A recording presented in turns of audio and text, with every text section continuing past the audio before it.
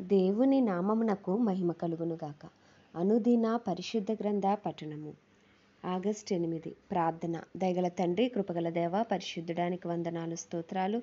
గడిచిన దినములనియు నీ కృపలో జ్ఞాపకం చేసుకుని మరొక నూతన దినము మా జీవితాల్లో మీరు ప్రవేశపెట్టినందుకు మీకు వందనాలు, స్తోత్రాలు. ప్రవ్వా, ఈ దినం వాక్యం ద్వారా మాతో మాట్లాడండి, మమ్మల్ని బలపరచండి. వాక్యం ఉన్న దేవుడవు ప్రవ్వా, వినిన వాక్యం మాలో ఫలింపచేయమని యేసుక్రీస్తు అతి పరిశుద్ధ నామంలో అడిగి వేడుకొంచున్నాను నా పరమ తండ్రి, ఆమేన్.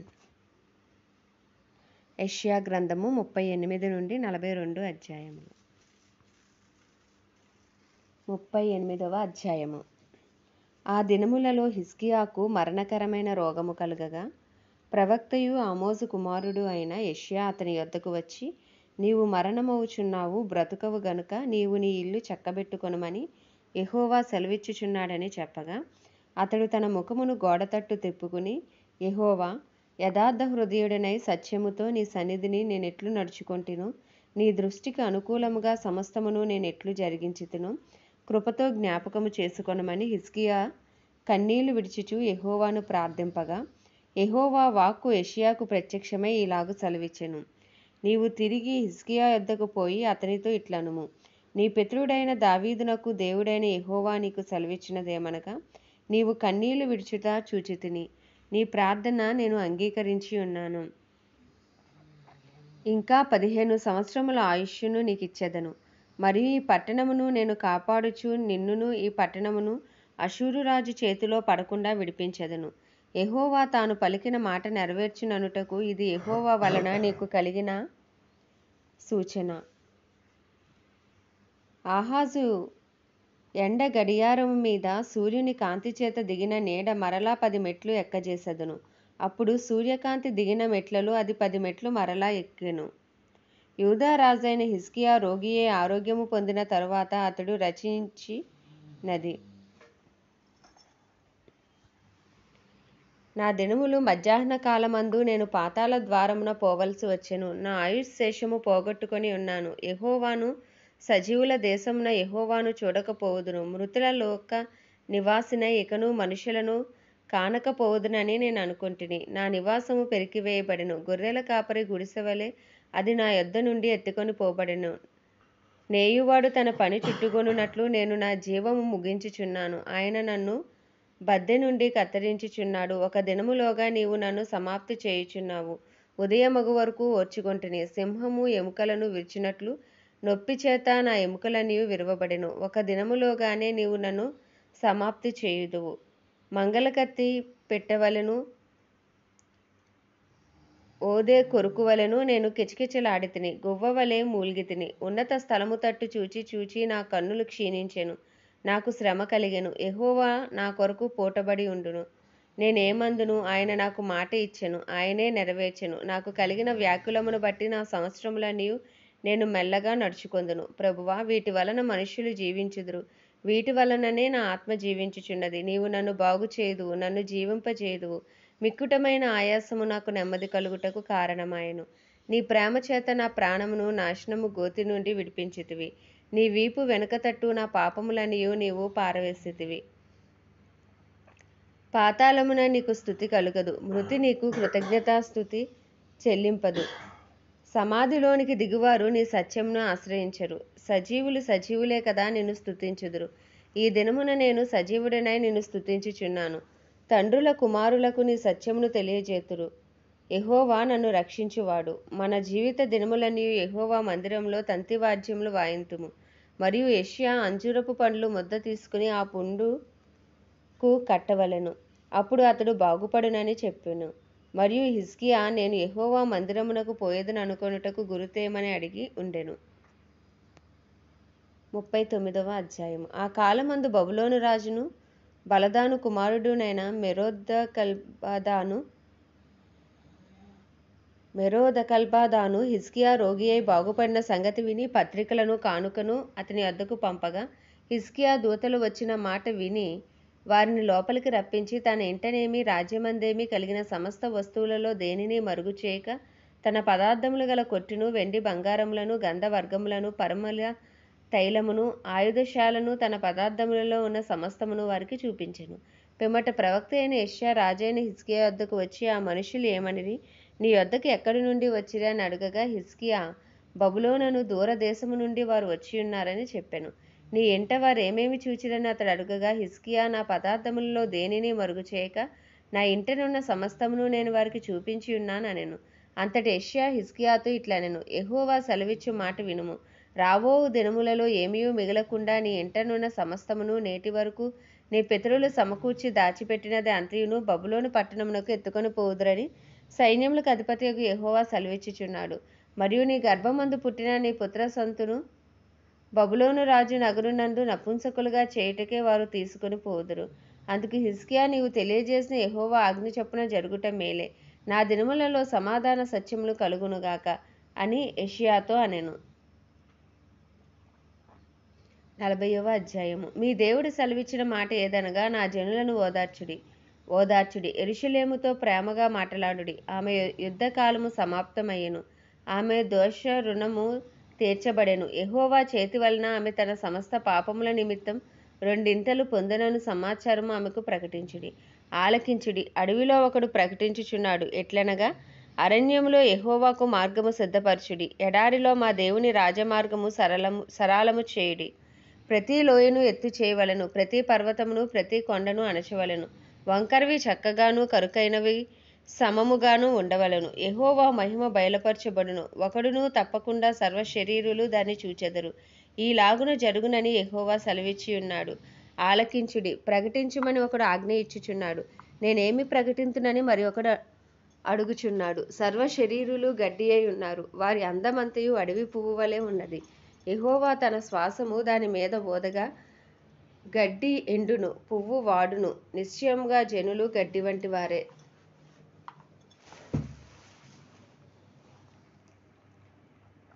గడ్డి ఎండిపోవును, దాని పువ్వు వాడిపోవును, మన దేవుని వాక్యము నిత్యము నిలుచును. సియోను సువార్త ప్రకటించుచున్నదానా, ఉన్నత పర్వతము ఎక్కుము. యెరూషలేము సువార్త ప్రకటించుచున్నదానా, బలముగా ప్రకటించుము, భయపడక ప్రకటింపుమి. ఇదిగో మీ దేవుడు అని యూదా పట్టణములకు ప్రకటించుము.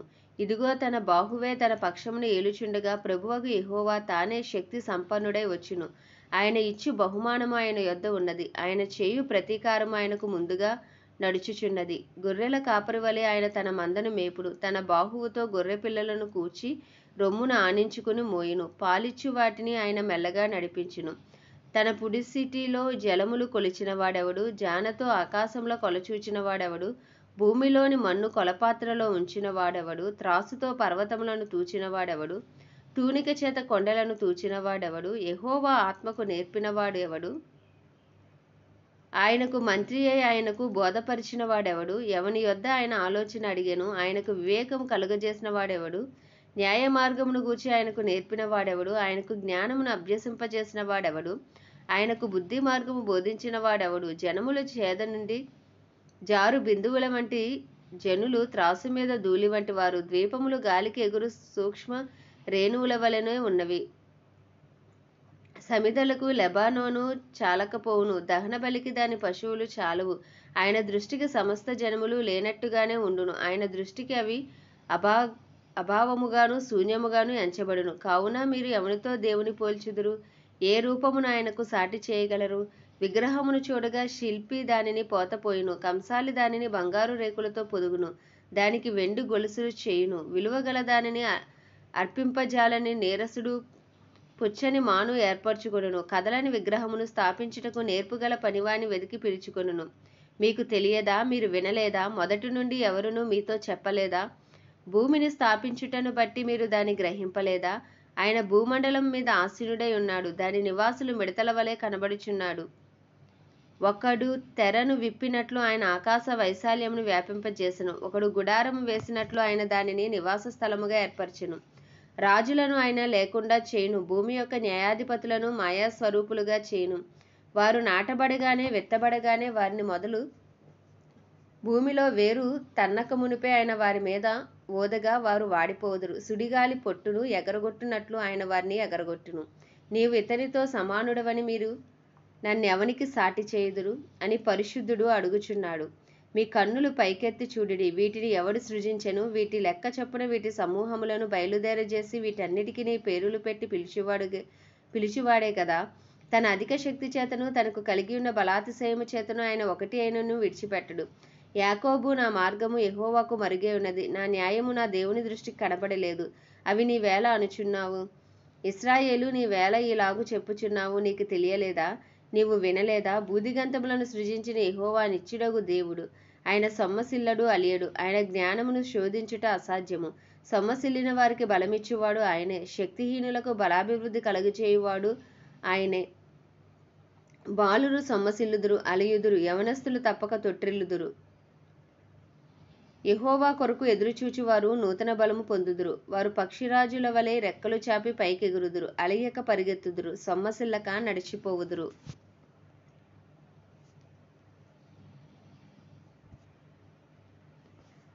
41వ అధ్యాయము. ద్వీపములారా, నా ఎదుట మౌనముగా ఉండుడి. జనములారా, నూతన బలము పొందుడి. వారు నా సన్నిధికి వచ్చి మాట్లాడవలెను. వ్యాజ్యము తీర్చుకొనుటకు మనము కూడుకొందము రండి. తన ప్రవర్తన అంతటిలో నీతిని జరిగించు వానిని తూర్పు నుండి రేపి పిలిచిన వాడెవడు? ఆయన అతనికి జనములను అప్పగించుచున్నాడు, రాజులను లోపర్చుచున్నాడు. ధూళివలే వారిని అతని ఖడ్గమునకు అప్పగించుచున్నాడు. ఎగిరిపోవు పొట్టు వలె అతని వింటికి వారిని అప్పగించుచున్నాడు. అతడు వారిని తరుముచున్నాడు. తాను ఇంతకు ముందు వెళ్ళని త్రోవనే సురక్షితముగా దాటిపోవుచున్నాడు. ఎవడు దీన్ని ఆలోచించి జరిగించెను? ఆది నుండి మానవ వంశములను పిలిచిన వాడనైనా యెహోవానగు నేనే. నేను మొదటి వాడను, కడవరి వారితోనూ ఉండువాడను. ద్వీపములు చూచి దిగులు పడుచున్నవి, బూదిగంతములు వణుకుచున్నవి. జనులు వచ్చి చేరుచున్నారు. వారు నొకనకొకడు సహాయము చేసుకొందురు. ధైర్యము వహించమని ఒకనితో ఒకడు చెప్పుకొందురు. అతుకుటకును గూర్చి అది బాగుగా ఉన్నదని చెప్పి శిల్పి కంసాలిని ప్రోత్సాహపరచును. సుత్తెతో నునుపు చేయువాడు దాగలి మీద కొట్టు వానిని ప్రోత్సాహపరచును. విగ్రహము కదలకుండా పనివాడు మేకులతో దాన్ని బిగించును. నా సేవకుడవైన ఇశ్రాయేలు, నేను ఏర్పరచుకొనిన యాకోబు, నా స్నేహితుడైన అబ్రహాము సంతానమా, బూదిగంతముల నుండి నేను పట్టుకొని దాని కొనల నుండి పిలుచుకొనిన వాడా, నీవు నా దాసుడవనియు నేను నిన్ను ఉపేక్షింపక ఏర్పరచుకొంటిననియు నేను నీతో చెప్పియున్నాను. నీకు తోడై ఉన్నాను, భయపడకుము. నేను నీ దేవుడనై ఉన్నాను, దిగులు పడకుము. నేను నిన్ను బలపరుతును, నీకు సహాయము చేయువాడును నేనే. నీతి అను నా దక్షిణ హస్తముతో నిన్ను ఆదుకొందును. నీ మీద కోపపడిన వారందరూ సిగ్గుపడి విస్మయమొందెదరు. నీతో వాదించువారు మాయమై నశించిపోదురు. నీతో కలహించు వారిని నీవు వెదుకుదువు గాని వారిని కనుగొనలేకపోదువు. నీతో యుద్ధము చేయువారు మాయమైపోవుదురు, అభావులవుదురు. నీ దేవుడినైన యెహోవానగు నేను భయపడకుము. నేను నీకు సహాయము చేసేదనని చెప్పుచూ నీ కుడి చేతిని పట్టుకొనిచున్నాను. పురుగు వంటి యాకోబు, స్వల్పజనమగు ఇశ్రాయేలు, భయపడుకుడి. నేను మీకు సహాయము చేయుచున్నాను అని యెహోవా సెలవిచ్చుచున్నాడు. నీ విమోచకుడు ఇశ్రాయేలు పరిశుద్ధ దేవుడే. కక్కులు పెట్టబడి పదునుగల క్రొత్తదైన నురుపుడి మానుగా నిన్ను నియమించియున్నాను. నీవు పర్వతములను నూర్చుదువు, వాటిని పొడి చేదువు, కొండలను పొట్టువలే చేదువు. నీవు వాటిని గాలించగా గాలి వాటిని కొనిపోవును, సుడిగాలి వాటిని చెదరగొట్టును. నీవు యెహోవాను బట్టి సంతోషించుదువు, ఇశ్రాయేలు పరిశుద్ధ దేవుని బట్టి అతిశయపడుదువు. దీన దరిద్రులు నీళ్లు వెదకుచున్నారు, నీళ్లు దొరకక వారి నాలుక దప్పిచేత ఎండిపోవుచున్నది. యెహోవాను నేను వారికి ఉత్తరమిచ్చేదను, ఇశ్రాయేలు దేవుడినైన నేను వారిని విడనాడను. జనులు చూచి యెహోవా హస్తం ఈ కార్యము చేసిననియు, ఇశ్రాయేలు పరిశుద్ధ దేవుడు దీన్ని కలగజేసిననియు తెలుసుకొని మనస్కరించి స్పష్టముగా గ్రహించినట్లు చెట్లు లేని మెట్టల మీద నేను నదులను పారజేసెదను, లోయల మధ్యను ఓటలను ఉబక చేసెదను. అరణ్యమును నీటి మడుగుగాను, ఎండిన నేలను నీటి బొగ్గలుగాను చేసెదను. నేను అరణ్యములో దేవదారు వృక్షమును, తుమ్మ చెట్లను, గొంజి చెట్లను, తైల వృక్షమును నాటించెదను. అడవిలో తమాల వృక్షములను, సరళ వృక్షములను, నేరేడు వృక్షములను నాటెదను. వ్యాజ్యమాడుడని యెహోవా అనుచున్నాడు, మీ రుజువు చూపించుడని యాకోబురాజు చెప్పుచున్నాడు. జరగబోవు వాటిని విషదపరిచి మా ఎదుట తెలియజెప్పుడి. పూర్వమైన వాటిని విషదపరచుడి. మేము ఆలోచించి వాటి ఫలమును తెలుసుకొనున్నట్లు వాటిని మాకు తెలియజెప్పుడి. లేని ఎడల రాగల వాటిని మాకు తెలియజెప్పుడి. ఇక మీదట రాబోవు సంగతులను తెలియజెప్పుడి. అప్పుడు మీరు దేవతలని మేము ఒప్పుకొందుము. మేము ఒకరినొకరము సాటి చేసుకుని కనుగొనున్నట్లు మేలైనను కీడైనను చేయుడి. మీరు మాయా సంతానము, మీ కార్యము శూన్యము, మిమ్మును కోరుకుని వారు హేయులు. ఉత్తర దిక్కు నుండి నేను ఒకరిని రేపుచున్నాను, నా నామమున ప్రార్థించువాడు ఒకడు సూర్యోదయ దిక్కు నుండి వచ్చుచున్నాడు. ఒకడు బురద త్రొక్కునట్లు, కుమ్మరి మన్ను త్రొక్కునట్లు అతడు సైన్యాధిపతులను నలుగద్రొక్కును. మేము ఒప్పుకొనున్నట్లు జరిగిన దానిని ఆది నుండి తెలియజెప్పిన వాడెవడు? ఆ వాదము న్యాయమని మేము అనునట్లు పూర్వకాలమున దానిని తెలియజెప్పిన వాడెవడు? దాన్ని తెలియజెప్పువాడెవడునూ లేడు, వినిపించువాడెవడునూ లేడు, మీ మాటలు వినువాడెవడునూ లేడు. ఆలకించుడి, అవియే అని మొదట సియోనుతో చెప్పిన వాడను నేనే. యెరూషలేమునకు వర్తమానము ప్రకటింపునొకని నేనే పంపితిని. నేను చూడగా ఎవడునూ లేకపోయెను. నేను వారిని ప్రశ్న వేయగా ప్రత్యుత్తరమియ్యగల ఆలోచనకర్త ఎవడునూ లేకపోయెను.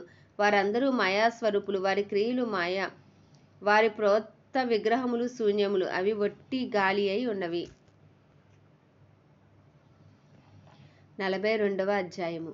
ఇదిగో నేను ఆదుకొను నా సేవకుడు, నేను ఏర్పరచుకొనిన వాడు, నా ప్రాణమునకు ప్రియుడు. అతని యందు నా ఆత్మను ఉంచియున్నాను. అతడు అన్యజనులకు న్యాయము కనపరచును. అతడు కేకలు వేయడు, అరువడు, తన కంఠస్వరము వీధిలో వినబడనీయడు. నలిగిన రెల్లును అతడు విరువడు, మకమకలాడుచున్న జనుపనార ఒత్తిని ఆర్పడు. అతడు సత్యమును అనుసరించి న్యాయము కనపరచును. భూలోకమున న్యాయమును స్థాపించే వరకు అతడు మందగిల్లడు, నలుగుడు పడడు. ద్వీపములు అతని బోధ కొరకు కనిపెట్టును. ఆకాశములను సృజించి వాటిని విశాలపరిచి, భూమిని అందులో పుట్టిన సమస్రమును పరచి, దాని మీదనున్న జనులకు ప్రాణమును, దానిలో నడుచు వారికి జీవాత్మను ఇచ్చుచున్న దేవుడైన యెహోవా ఇలాగు సెలవిచ్చుచున్నాడు. గ్రుడ్డివారి కన్నులు తెరుచుటకును, బంధింపబడిన వారిని చెరసాలలో నుండి వెలుపలికి తెచ్చుటకును, చీకటిలో నివసించు వారిని బందీగృహములో నుండి వెలుపలకు తెచ్చుటకును యెహోవానగు నేనే నీతి విషయములో నిన్ను పిలిచి నీ చెయ్యి పట్టుకుని ఉన్నాను. నిన్ను కాపాడి ప్రజల కొరకు నిబంధనగాను, అన్యజనులకు వెలుగుగాను నిన్ను నియమించి ఉన్నాను. యెహోవాను నేనే. ఇదే నా నామము. మరి ఎవనికిని నా మహిమను నేను ఇచ్చువాడను కాను. నాకు రావలసిన స్తోత్రమును విగ్రహములకు చెందనీయను. మునుపటి సంగతులు సంభవించెను గదా, క్రొత్త సంగతులు తెలియజేయుచున్నాను. పుట్టక మునిపే వాటిని మీకు తెలుపుచున్నాను.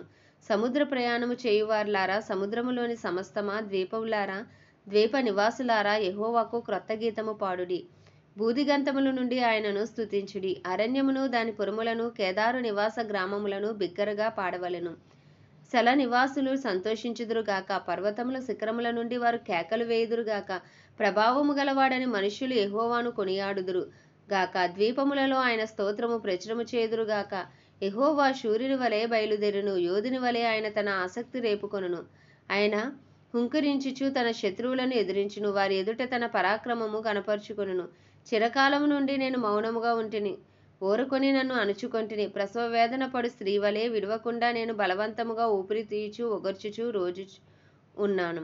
పర్వతములను, కొండలను పాడు చేదును, వాటి మీద చెట్టు చేమలన్నిటినీ ఎండిపోచేదును. నదులను ద్వీపములుగా చేదును, మడుగులను ఆరిపోచేదును. వారు ఎరుగని మార్గమున గ్రుడ్డి వారిని తీసుకుని వచ్చేదును. వారు ఎరుగని త్రోవలలో వారిని నడిపింతును. వారి ఎదుట చీకటిని వెలుగుగాను, వంకర త్రోవలను చక్కగాను చేయుదును. నేను వారిని విడువక ఈ కార్యములను చేయుదును. చెక్కిన విగ్రహములను ఆశ్రయించి పోత విగ్రహములను చూచి మీరే మాకు దేవతలని చెప్పువారు వెనుకకు తొలగి కేవలము సిగ్గుపడుచున్నారు. చెవిటివారులారా వినుడి, గ్రుడ్డివారులారా మీరు గ్రహించినట్లు ఆలోచించుడి. నా సేవకుడు తప్ప మరి ఎవడు గుడ్డివాడు? నేను పంపు నా దూత తప్ప మరి ఎవడు చెవిటివాడు? నా భక్తుడు తప్ప మరి ఎవడు గ్రుడ్డివాడు? యెహోవా సేవకుడు తప్ప మరి ఎవడు గ్రుడ్డివాడు? నీవు అనేక సంగతులను చూచుచున్నావు గాని గ్రహింపకున్నావు. వారి చెవి ఎగ్గిరి గాని వినకున్నారు. యెహోవా తన నీతిని బట్టి సంతోషము గలవాడే ఉపదేశ క్రమమొకటి గణపరిచి గొప్ప చేసెను. అయినను ఈ జనము అపహరింపబడి దోపుడు సొమ్మాయను. ఎవరునూ తప్పించుకొనకుండా వారందరూ గుహలలో చిక్కుపడి ఉన్నారు.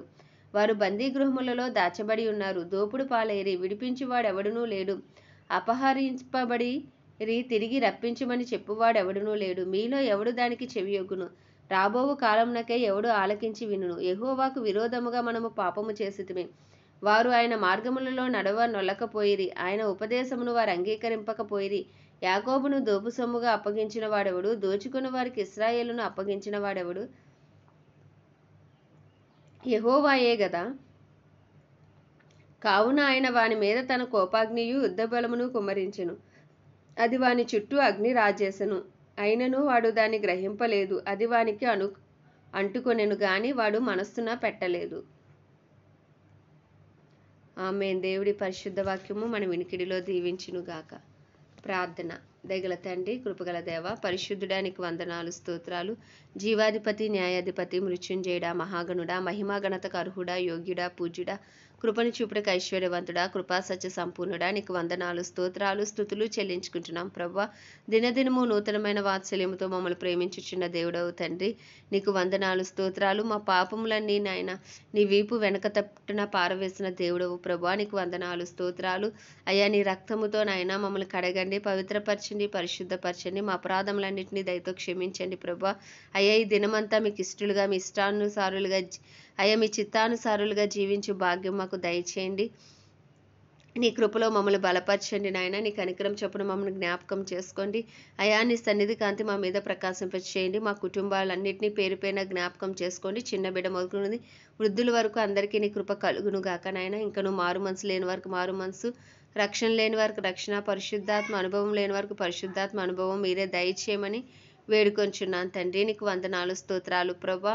అయ్యా, మా బంధువులు, స్నేహితులు, ఇరుగు పొరుగు అందరినీ నీ హస్తాలకు అప్పచెప్పుకుంటున్నాను, నీ కృపకు అప్పచెప్పుకుంటున్నాను ప్రభా. నీకు వందనాలు, స్తోత్రాలు. మా పట్టణాలు, మా ప్రాంతాలు, మా రాష్ట్రమును, మా దేశమును నీ సన్నిధిలో జ్ఞాపకం చేసుకోండి. భారతదేశంపై నీ కృప కలుగునుగాక, నీ కనికరం దిగి వచ్చునుగాక. అయ్యా, నీ దయ దిగి వచ్చునుగాక, నీ సన్నిధి కాంతి ప్రకాశించబడునుగాక నాయన.